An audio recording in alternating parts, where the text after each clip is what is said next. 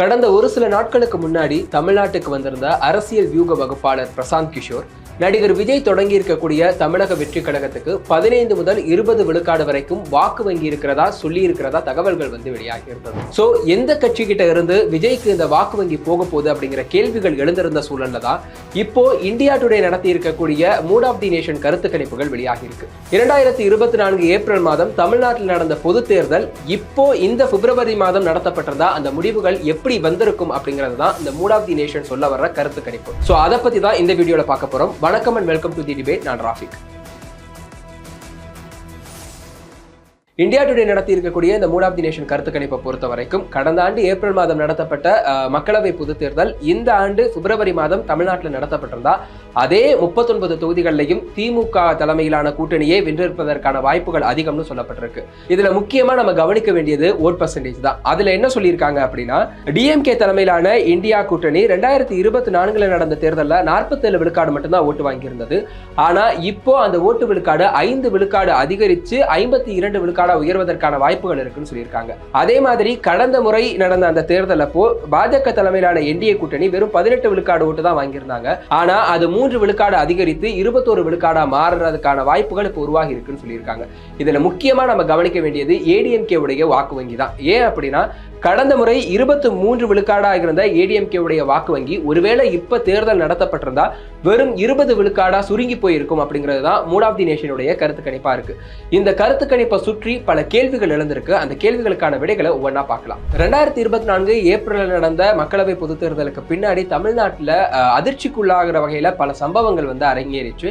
இதனால DMK government கொஞ்சம் கொஞ்சமா அன்பாப்புலர் ஆகிற மாதிரியான ஒரு நரேட்டிவ் தான் தமிழ்நாட்டுக்குள்ள இருக்கு. ஆனா அதற்கு அப்படியே மாற்றமா டிஎம்கே எந்த டேமேஜுக்குமே உள்ளாகாத மாதிரி ஒரு 5 விழுக்காடு வாக்கு வங்கி அவங்களுக்கு உயரும் அப்படின்னு இந்த மூட் ஆஃப் தி நேஷன் கருத்து கணிப்பு சொல்லியிருக்கு. ஆனா அந்த 5 விழுக்காடு வாக்கு வங்கியும் எங்க இருந்து வரும் அப்படிங்கிற மாதிரியான எந்த சோர்ஸும் இதுல குறிப்பிடப்படலாம். ரெண்டாவது, ஏடிஎம்கே உடைய வாக்கு வங்கி 3 விழுக்காடு குறையும்னு சொல்லப்பட்டிருக்கு. சோ இந்த 3 விழுக்காடு எங்கே போகும் அப்படின்னு கேட்டா அதுதான் பாஜக தலைமையிலான என்டிஏ கூட்டணிக்கு 3 விழுக்காடா போய் சேர்ந்திருக்கு. அந்த என்டிஏ கூட்டணி கடந்த முறை வாங்கின 18 விழுக்காடுல இருந்து இந்த முறை 21 விழுக்காடு ஓட்டு வங்கி வாங்குறதுக்கான வாய்ப்புகள் உருவாகி இருக்கிறதா அதுல சொல்லியிருக்காங்க.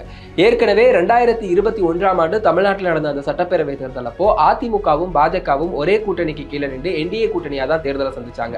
அந்த தேர்தலில் அதிமுகவால 33 விழுக்காடு ஓட்டுகளை வாங்க முடிஞ்சிருந்தது. பிஜேபியால 2.67 விழுக்காடு ஓட்டுகளை மட்டும்தான் வாங்க முடிஞ்சிருந்தது. அப்படியே 2024 தேர்தலுக்கு எடுத்துட்டு வந்தோம் அப்படின்னா அதிமுகவும் பாஜகவும் தனித்தனியா இருவேறு அணிகளா நின்று தேர்தலை சந்திச்சாங்க. அதுல அதிமுக வாங்கின ஓட்டு விழுக்காடுன்னு பார்த்தோம்னா 20.46 விழுக்காடு, பாஜக வாங்கின ஓட்டு விழுக்காடுன்னு பார்த்தோம்னா 11.24 விழுக்காடு. சோ அசம்பிளி எலெக்ஷன்ல இருந்து லோக்சபா எலெக்ஷன்ல வர வரைக்கும் அதிமுக ஒரு 10 விழுக்காடு வாக்கு வங்கியை இழந்திருக்காங்க. அந்த 10 விழுக்காடு எங்க போச்சு அப்படின்னு பார்க்கும்போது அது அப்படியே பாஜகவுக்கு டிரான்ஸ்பர் ஆயிருக்கிறத நம்மளால பார்க்க முடியுது.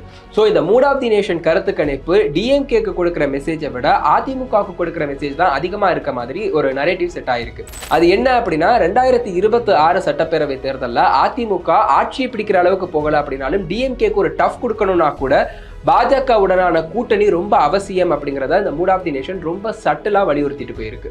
இந்த கருத்து கணிப்புகளுடைய முடிவுகளும் இப்ப களத்துல நடக்கக்கூடிய சம்பவங்களையும் பார்க்கும்போது இதுதான் கட்சிக்குள்ளேயும் எதிரொலிக்கிற மாதிரியான ஒரு நரேட்டிவ் தான் போயிட்டு இருக்கு. ஏன் அப்படின்னா, அதிமுக முக்கிய முகமாக இருந்த ஓ பன்னீர்செல்வமும் டிடிவி தினகரனும் இப்போ மறுபடியும் அதிமுக பிரிஞ்சு கிடக்கிற ஃபேக்ஷன்ஸ் எல்லாம் ஒரே அணியா ஒன்னா நிக்கணும், அதுவும் பாஜக தலைமைக்கு கீழே என்டிஏவோட சேர்ந்து போட்டி போடணும் அப்படிங்கிறத வலியுறுத்த தொடங்கி இருக்காங்க. இந்த கருத்து கணிப்புல இன்னொரு முக்கியமான விஷயம் என்ன அப்படின்னா, கடந்த 2024 ஆண்டு நடந்த அந்த மக்களவை தேர்தலில் 8 விழுக்காடு வரைக்கும் வாக்கு வங்கி வாங்கியிருந்த நாம் தமிழர் கட்சியை பத்தி எந்த ஒரு குறிப்புமே இதுல இல்ல. சோ நாம் தமிழர் கட்சியுடைய வாக்கு வங்கி என்ன ஆக போகுது, எங்க போக போகுது, அந்த கட்சியுடைய வாக்கு வங்கி அந்த கட்சிக்கிட்டே இருக்குமா, இல்ல புதிதாக வரக்கூடிய கட்சிகள் அதை பிரிக்க போகுதா அப்படிங்கிற மாதிரியான எந்த டீடைல்ஸுமே இதுல இல்லாதது இன்னும் கொஞ்சம் குழப்பத்தை தான் உருவாக்கி இருக்கு. நடிகர் விஜய் தொடங்கி இருக்கக்கூடிய தமிழக வெற்றி கழகத்தை பத்தியும் இந்த கருத்து கணிப்புல எந்த டீடைல்ஸும் இல்லை அப்படின்னாலும் சி ஓட்டருடைய ஃபவுண்டர் இந்த கருத்து கணிப்புடைய விவாதத்தின் போது ஒரு முக்கியமான வாதத்தை வச்சிருக்காரு. அது என்ன அப்படின்னா, விஜயுடைய கட்சி தான் இந்த எலெக்ஷன்ல